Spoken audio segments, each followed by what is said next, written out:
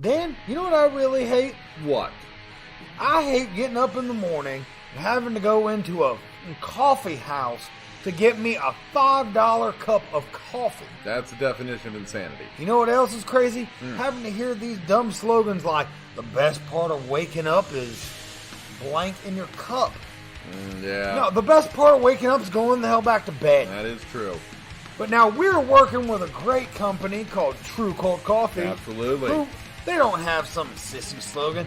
They have death to coffee. That's something that'll grow hair on your chest right away. That's right. That's a manly way to drink coffee. Dang right. It is a rock-infused coffee.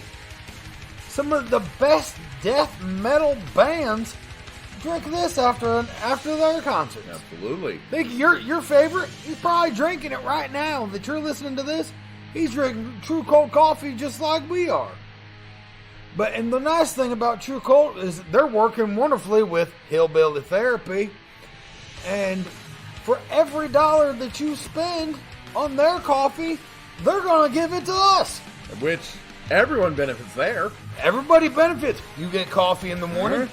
You don't have to listen to a girl say things like venti and espresso. And we get money. Everyone wins You're there. supporting us. But also Trve Kvlt is a small town business run with a family of 5. You're not supporting some big company out there so he can buy a new Lexus. Nope. No, you're supporting a family putting food on their table, and that is something that we are proud to help support here. So please go to Trve Kvlt, that is Trve Kvlt coffee.com/ref/hillbillyjake. Get yours. You can even get a subscription. They send it to your house every month. That is actually very convenient. Isn't it? Because you know the worst thing? I hate running out of coffee. Mm-hmm. But with Trve Kvlt, you can never run out of coffee. You can even get t-shirts that say badass things on them. Mm-hmm. I say it's a win-win. What do you say? Good. Drink Trve Kvlt Coffee. Listening to Hillbilly Therapy. You can't go wrong. Be just like us. Absolutely. Well, we say it once, we say it twice. You ain't got to go home, but you got to get the hell out of here. But enjoy your Trve Kvlt Coffee while you do it.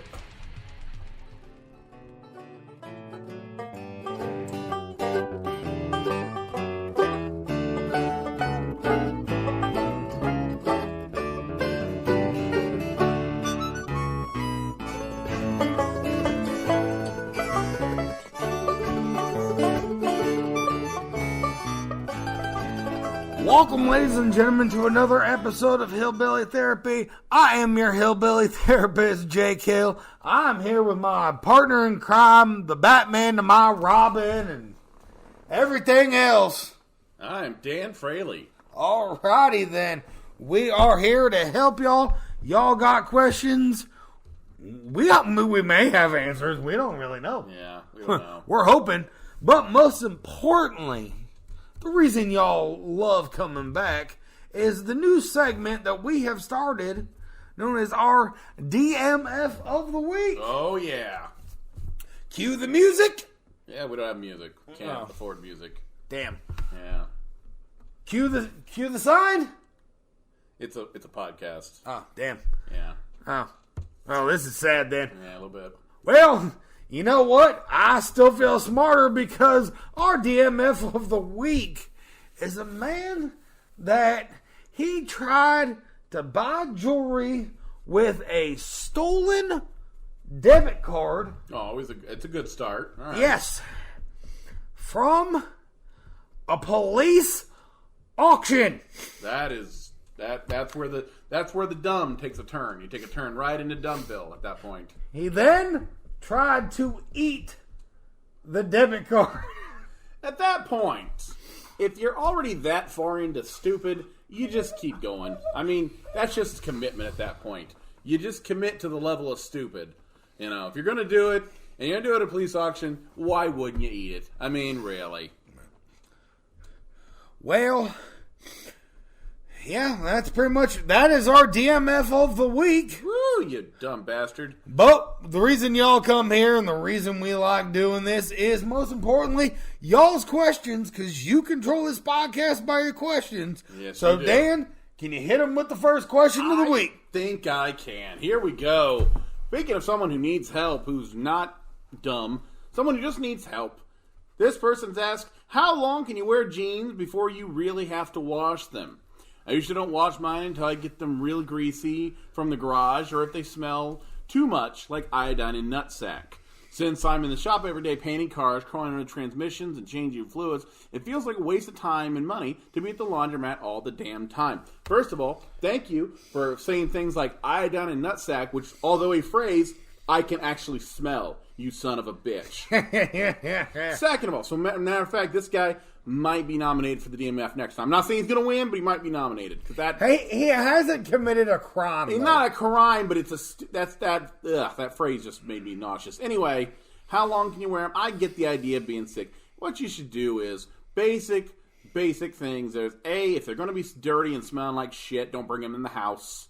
You know, have a garage or some shit. Leave them in there. Change out. You got to have like special like work pants or a work something. suit. If you're going to be around iodine and nutsack, you leave that some bitch at the shop, man. I don't care if your shop's in your garage or not. You don't need to be bringing that shit in the house. Also, and then that's the thing. If you're going to be, you use special jeans. You got your special garage jeans. Yes. And you got your special. You got to rotate. Also, at home jeans. Also for clothing. Or sweatpants. Also for clothing. Don't wear the same. I don't even care if you do work in a garage. I grew up around a lot of people who worked in garages. My dad was a very dirty man, worked a lot. Okay? Rotate your clothes. Don't wear the same jumpsuit 7 days a week. Okay? Rotate 2 or 3 in the rotation. So maybe you get a couple days out of one, and iodine and nutsack do smell, but maybe you're not getting them as thick to the point where you're going to choke a beaver with it, okay? Maybe you get 2 or 3 days worth of smell on one and then change out to a decent one. Just do your, and I know you don't want to be there all the time, fine. Wash the other 2, go into the laundromat, wash all 3 at the same time. You go to the laundromat once a week. That's fine. But don't go around smelling like Pigpen from Charlie Brown just because you don't want to go to the laundromat. That's what they're for, okay? So just be reasonable with it. That's my advice. My other thing is, if this is like your garage, that I'm gonna see if I can look. I think he works in a garage. He works in a garage. Greasy from the garage. He's talking about working. I would imagine you don't spend 5 days a week in your own garage. I think you're working. No, you're spending all day working on something else. I get it. I'd be talking to my boss about putting in a fucking washer, or something, some kind of a shit that make it. I'd be talking to my boss about getting a raise and getting some fucking. If you're having to be at the goddamn laundromat all the damn time, why is there so much iodine there? That's the question. Nutsack, I understand, but the iodine. You know what? That's the line. This is what you do. All right. This is what you do on Monday. You let that some bitch sit for a few days. Put that in his office on Monday morning. Oh. Yeah, that iodine and ball sack, you put that in his office and say, if you want it clean, buy me a washer. That bitch will be installed that day. That's true. Someone's life will change. Or you'll be fired. Either which way. You won't have to smell like iodine and ball sack. Either way, someone's life is about to change thanks to us. You're welcome. Ding. All right. Let's go on to the next question, shall we? First of all, from a fan, great show, guys. Love the insightful and funny replies you have to some of these letters. Well, thank you. We do our best. I don't know if they're real or not, but I'm a fan either way. Well, you'll never know. If you decide to read the actual letter... I feel like they're going to because we're going to tell them. You know. From an actual fan, I'd be surprised if it doesn't include a wacky story or consuming pigeons or cocaine addiction. Now, we give chances to stories that don't include all those, although it does help. My question is fairly pedestrian. Do you say Reese's Pieces or Reese's Pieces? I didn't know there was a debate here. I've seen this debate online recently. Also, is Kool-Aid the man, the container, or the juice within? If you pour out all the liquid, does he cease to exist? So these are 2 separate questions. I'm going to call it right now. Reese's Pieces is what it is. It is apostrophe S. It's on the damn label. Yeah, I don't know why. There's no debate here, so I don't know what the fuck you're even talking about. I mean, now I'm assuming, first of all, We will answer anything, obviously, because you sent this question. So right. I believe we've proved you wrong. Also, we appreciate that you think we're hilarious because, kind of our thing. We like that. But it's on the cover. Now, the only thing I can get is the fact that, like, Dan, when you say something, we sound a little bit different. Yes. So when I say it may sound like Reese's. Yeah. It may sound Reese's. Yeah, it might but sound, I know also it's like he's saying racist, but he doesn't like quite say the racist. T at the end. Racist pieces. Pieces. That's a dialect. That's the Reese's Pieces. That's a knockoff. It's a knockoff version from Texas. They're white chocolate. Yeah, because racist pieces. Racist Pieces. Yeah, Texas's own racist pieces. They're triangle shaped. The point is, yeah, I said it. Well, at least they ain't cross. Yeah, well, that's for Easter. The second one, though, this one I've seen. Okay, all right. Cross. Wow. This one, I thought he didn't get my comment. The second one, I've actually seen debated is Kool-Aid Man, the container, or the juice within. Now my answer to that is simple. He is both. He's an anthropomorphic jug full of colored juice that walks around and is able to destroy walls. What part of that is not creepy enough? Do you need to know the anatomy of such a monster? No. You just need to know that if you're anywhere near him, run because you know Satan is behind him. That's my opinion. I don't care if he is. He's both. He is both. Oh, y'all are gonna give me a damn stroke. Because I'm about to yell at Dan, too. Oh, here we go. Oh, God. Are you ready for this? Oh, he has an opinion on this. I do have an opinion on this. Here we go. It's a goddamn cartoon character! I'm not saying that. I know he is. No, goddamn it. I have been in multiple debates with people over this goddamn... It's not a goddamn person. No, it is not. Now, I understand the leprechaun from the Lucky Charms. I understand that. He's an actual person. It was a thing. I even understand the rabbit from Tricks when we were kids. Real people. They're real people. But the Kool-Aid Man is not a real person. Hold on. Let me back up a little bit there. But do you think that the rabbit from Trick cereal was based on a real person? You think that's based on a true story? Not based. It's a real rabbit that they were chasing around. Have you not seen the commercials? They're all animated. They're animated commercials. Yeah, so was Roger Rabbit. What's the point? There. But the Kool-Aid Man is not. It's not a person. Okay, you're conflating here. You think an animated rabbit is real, but an animated jar of Kool-Aid is not. Yes. Notice the key word there is animated. Yes. Barney was more real than the two things you just mentioned because it was not animated. It was a dude in a suit. They're both drawings. Yeah, it was a dude in a suit. No, Barney was a dude in a suit. No, it wasn't. It was a dinosaur that was brought by magic. I I have issues here. Your childhood, you weren't loved enough as a child. No, I was loved. Barney was brought on by the magical of children. Everybody knows that. He was a little stuffed thing that with the magic from school, he taught to raise you things.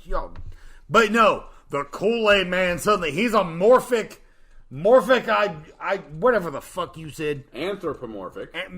Yeah. All right, whatever. You've drawn some very weird lines today, I've learned.